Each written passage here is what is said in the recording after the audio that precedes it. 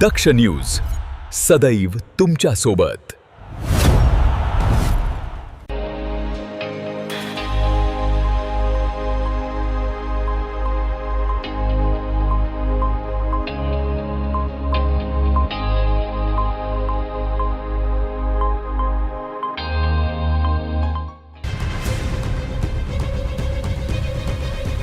Nashik road bus स्थानक परिसरात शुक्रवारी सकाळी सिटी लिंक बस चालकाला रिक्षा चालकाकडून मारहाण झाल्याची घटना घडल्याने सिटी लिंक बस चालकांनी अचानक बस बंद आंदोलन पुकारले।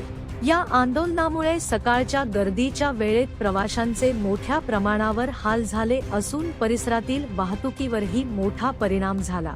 मिळालेल्या माहितीनुसार नाशिक रोड मार्गावर धावणारी सिटी लिंक बस स्थानकातून बाहेर काढताना काही रिक्षा चालक आणि बस चालक यांच्यात वाद झाला।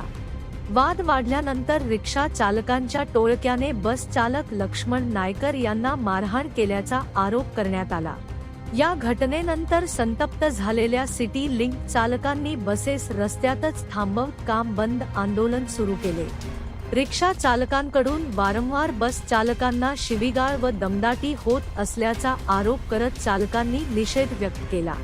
जोपर्यंत संबंधित रिक्षा चालकांवर कारवाई होत नाही तोपर्यंत बसेस सुरू करणार नाही अशी भूमिका आंदोलक चालकांनी घेतली होती। या अचानक झालेल्या आंदोलनामुळे नाशिक रोड बस स्थानक परिसरात प्रवाशांची मोठी गर्दी झाली। अनेक प्रवासी बसची प्रतीक्षा करत अडकून पडले होते।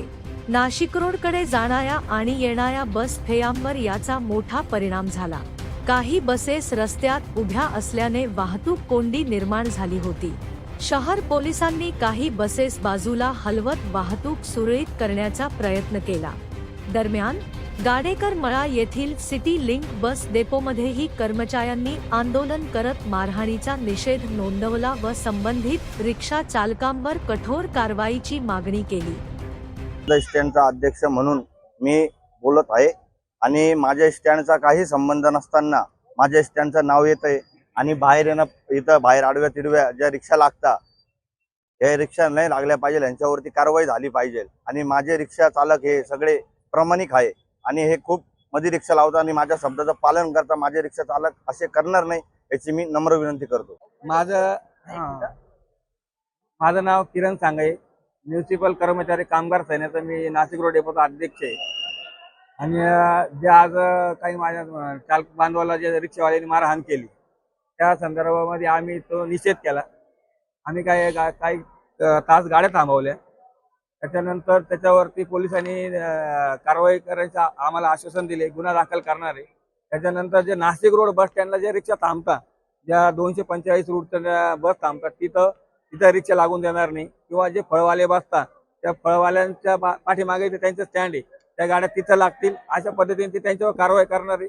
आणि उद्यापासनं म्हणजे ते रिक्षावाले जे आहे त्यांच्यावर त्यांचे आताच PI साहेबांनी सांगितलं की आम्ही त्यांच्यावरती कारवाई करायला सुरुवात करणार असं त्यांनी आम्हाला आश्वासन दिल्यानंतर आम्ही आमच्या प्रशासनाशी बोललो आणि त्या बोलणं झाल्यानंतर त्यांनी आश्वासन दिल्यानंतर आम्ही आमच्या चालकांना ज्या ड्युटी आहे त्या ड्युट्यांवरती पाठवून दिली। नमस्कार, मी सिटी लाईफलाईन बस डेपोचा ॲक्सिडेंटचं काम बघतो। मी आज सकाळी 10 वाजेच्या दरम्यान आमचे बस चालक नायकर यांना तेथील रिक्षावाल्याने मारहाण केली, त्याच्यामुळं थोडा आमचा प्रॉब्लेम झाला होता। मग आमच्या बस चालकांना नेहमीचा त्रास आहे हा तिथं। रिक्षावाले सर्वच रिक्षावाले तसे नाही आहे, पण ठराविक असतात आता सीटावरून किंवा काही किरकोळ याच्यावरून ते आपसात भांडत असतात, हे एक दुसऱ्यात असतात ते। पण आज त्यांनी आमच्या ड्रायव्हरला मारहाण केली, त्याच्यामुळं आमचे ड्रायव्हर बंधू थोडे नाराज झाले। मग आम्ही आता त्या ड्रायव्हरची पोलीस स्टेशनला तक्रार केली आहे। PI सपकाळे साहेबांनी सुद्धा आम्हाला सहकार्य केलं, त्यांनी स्वतः येऊन इथं आमच्या कर्मचाऱ्याशी पण बोलले। आम्ही सिटी लिंक आणि आम्ही आता इथून पुढं आमच्या ड्रायव्हरांचं असे जर काही प्रॉब्लेम आले तर नक्कीच ते त्यांची मदत घेऊन त्यांच्यावर कारवाई करणार आहे। नाशिक रोड पोलीस ठाण्याचे वरिष्ठ पोलीस निरीक्षक जितेंद्र सपकाळे यांनी संबंधितांवर योग्य कारवाईचे आश्वासन दिल्यानंतर सिटी लिंक चालकांनी आंदोलन मागे घेत बस सेवा पुन्हा पूर्ववत सुरू केली। दरम्यान स्थानिक रिक्षा चालकांनीही मारहाणीच्या घटनेचा निषेध व्यक्त केला.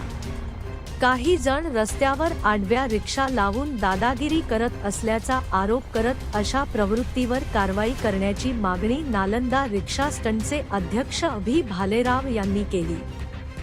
या प्रकरणी पोलीस उपनिरीक्षक दिलीप मते, संजय मोरे, विजय गवाते, सुधीर काकड आणि अनिल पवार यांनी घटनास्थळी धाव घेत बस चालकांची समजूत काढली तसेच बस स्थानक परिसरातील वाहतूक कोंडी मोकळी केली.